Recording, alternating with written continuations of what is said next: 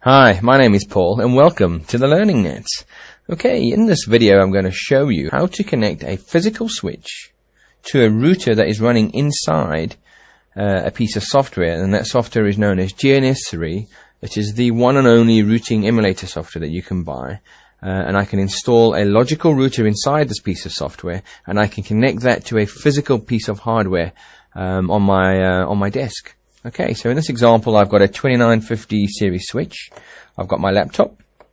I've got a cloud, which we are going to configure to allow this to work, and I have a logical router inside this program known as GNS3, and we're going to connect them all together on the same physical subnet. So 192.168.1.100, 192.168.1.1, and 192.168.1.200. So they're all on the same subnet. So once I've configured this, I should be able to ping from this switch to that router. Okay, and that router is a piece of software. It is not hardware. This is the physical hardware. Okay, so I'm going to show you how to do that. So the first thing we need to do is launch GNS3. Okay, I've already added the router. So what I need to do to make this router talk to my physical switch on my desk is to add a cloud. And all I need to do is drag the cloud in. Sorry, that's just slightly out of shot there. There is a cloud option within GNS3 at the bottom there, and I just drag that cloud in. I right click on the cloud and I go configure. Window will open. I just click on the first option that it gives me. In this instance it's C4, but you guys might have C1. And then if you look in this window here, you can see all your interfaces that your PC may have. Okay, now I've got a couple of loopbacks, so we're going to ignore those for now. I'm looking for the physical interface itself. And here we go, network adapter, gigabit network connection, blah, blah, blah, localhost. That's the one that I want. I'm going to add that to the cloud, and then I'm going to click on apply and go OK. So that's the cloud configured. I've already configured the router with the IP address that I said I was going to give it. This router should have that IP address. So all I need to do now is connect the router to the cloud and that physical interface on my laptop. Okay, now they're connected. I can right click on there and go into Dynamite, which is the console, as you can see there. This is the logical console port for that router within GNS3. Click on enable. Okay, show IP interface brief, just to confirm that I have already configured this interface with that IP address, and there we can see it. Fast Ethernet 00, IP address of .100, and it is all up. Okay, excellent. Let's take a look at switch. Here's the switch on my desk. It's connected to my serial port COM4, and I simply type in the password, go enable. Okay, and if I do a show IP interface brief on here, I've also configured this with an IP address that is on the same subnet.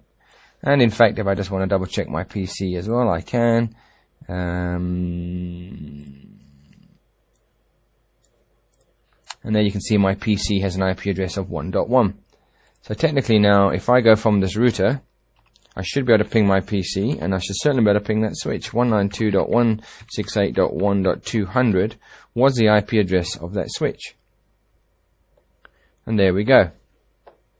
So we'll just go back to our diagram. I've pinged from this interface through this cloud, which happens to be attached to my PC, onto a physical piece of hardware, a Cisco 2950 series switch, which means I can extend this simulator, not only the number of logical routers that I can add, but I can physically connect it to a lot of hardware. So in my lab, I can add more and more switches, and in GNS3, I can add more and more routers. I can just drag them in as I need them and create a very, I can simulate, should I say, a large wide area network. I can also add things like firewalls, the Pixel, the ASA. I can add Juniper routers. So this can just grow and grow and grow, and I can then connect that back to a physical piece of hardware on my lab. In fact, if you think about it, there should be no reason why I can't connect this switch to my real network and get on the internet from this router. In fact, let's do that. Let's have a look at this diagram. If I add my router, that's the router that I use in my lab to connect me to the internet. It's just an 857 router. I connect that to my switch. As long as this interface is in the same VLAN as those, and it's on the same subnet, which it is, okay, this ADSL line is connected to an ISP, and it does get me on the internet. If I do all of that, there should be no reason why this router can't ping a network address on the actual internet, which in itself is quite amazing. Because again, I can go inside GNS3, add hundreds of routers if I like, do all sorts of routing protocols and all sorts of configurations that I like, and I can get those routers to talk to an IP address on the internet, which again is a pretty useful tool. This is fantastic. Okay, so to do that, what do I need to do? Let's have a quick think.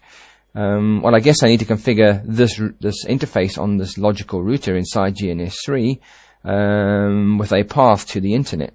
So you'll need a default gateway, or a default route, should I say, and everything else. So the easiest way for me to do that would be just to take the interface IP address that I've given it, the 1.100, remove that, and say, why don't you get an IP address from this router's DHCP server? Because that's what I've done with my PC. My PC is getting his IP address from this router, as most networks do. Okay, so I'm going to configure this router to get an IP address from this router, and then this router should be able to ping something on the internet.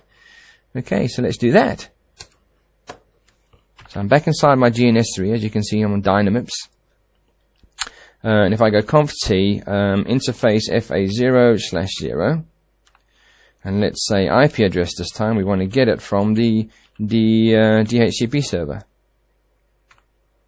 Okay, if I end that, hopefully I'm going to get an IP address. Give it a few seconds, show IP interface brief. And there we go, the IP address has changed. Remember, I physically set it to 100. It has now got an IP address of 192.168.1.19. And if I have a look at my PC, where is it? There it is there. We can see my PC has a default gateway of 1.252. So in theory, he should be able to ping 192.168.1.252. Please work. And there we go, I can ping him, which also means, in theory, now that I have all the parameters set from the DHCP server, I should be able to ping Google, for example. Ping www.google.com. And there we go. This is from inside GNS3. This is from a logical piece of hardware, a piece of software, sorry. And as I say, I can add more and more routers to this design. And all of those routers, if I set up my routing protocols correctly, if I set up my routing, either dynamic or static, whichever I choose, I can then get those routers to talk to a router on the internet, which is quite remarkable. In fact, let's just do a trace just to make sure that I'm not kidding. Do a trace to www.google. Why not? And I should see the path that it takes from my classroom here in London all the way through to Google from this logical piece of software inside GNS3. Okay, so it's saying it's going to its gateway, which is my physical routers. Okay, so I go inside BT and all the path BT is going to take to get to Google. Till eventually, there we go, it pops out at Google. And that's Google's physical IP address, 216.239.59.105. Quite remarkable, I think. It's a fantastic tool, and I recommend that all trainee network engineers, in fact most real network engineers, have this tool to simulate some of their own environments before they go live.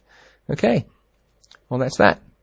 As I say, my name is Paul. I'd like to thank you for your time and sincerely hope you choose the LearningNet as your IT training center of choice. Thank you.